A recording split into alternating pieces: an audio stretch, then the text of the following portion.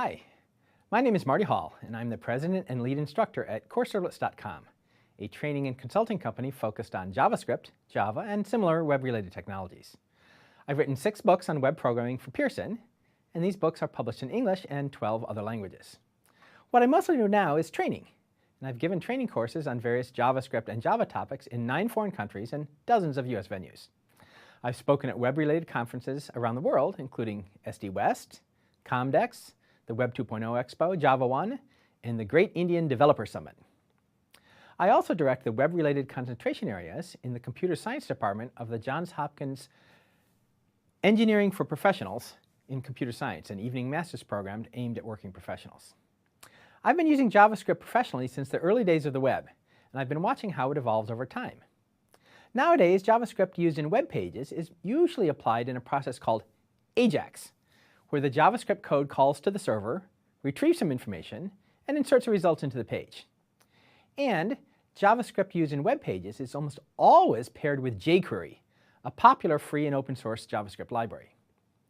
The part of the process that lives in the browser, the HTML, the CSS, and the JavaScript, is known as the front end. And the part that lives on the server, which could be in JavaScript, but is more likely to be in Java, PHP, .NET, Ruby on Rails, and so forth, is known as the back end. This video series focuses entirely on the front end. There are 2 groups of people that could benefit from this video series. The first group consists of people that have never done serious programming and want to get into it, either as a career or maybe as a serious hobby. JavaScript is a good first programming language since it's substantially smaller and simpler than most other programming languages such as Java, C# or C++. People in this first category should start at the beginning of the video series and work their way through each and every lesson.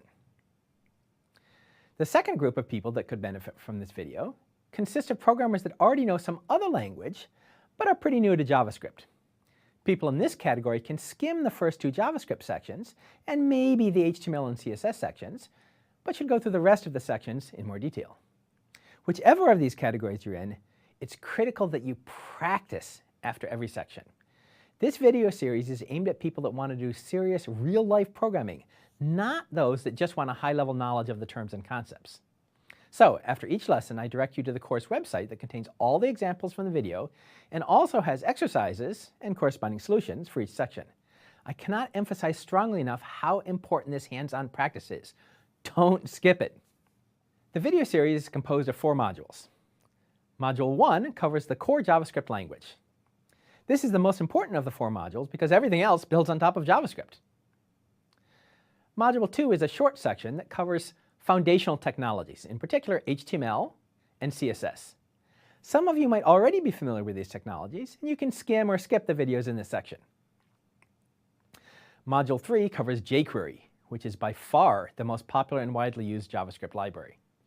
jQuery is particularly useful for manipulating the DOM, that means finding and modifying elements in the page, and performing AJAX requests. That means getting data from the server and updating the page based on the results. This module also covers JavaScript unit testing.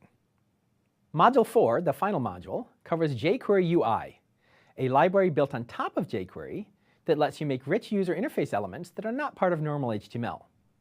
Examples include dialog boxes, pop-up calendars, sliders, number spinners, tab panels, and so forth. The complete source code for all of the examples in the entire video series is available online at CourseServlets.com. So in addition to writing your own JavaScript and jQuery code, you can also play around with mine. And as I stated previously, practice is the key to learning. So the website also has exercises for you to try. And once you're done with them, you can compare your solutions to the ones I have posted. Good luck, have fun, and happy programming.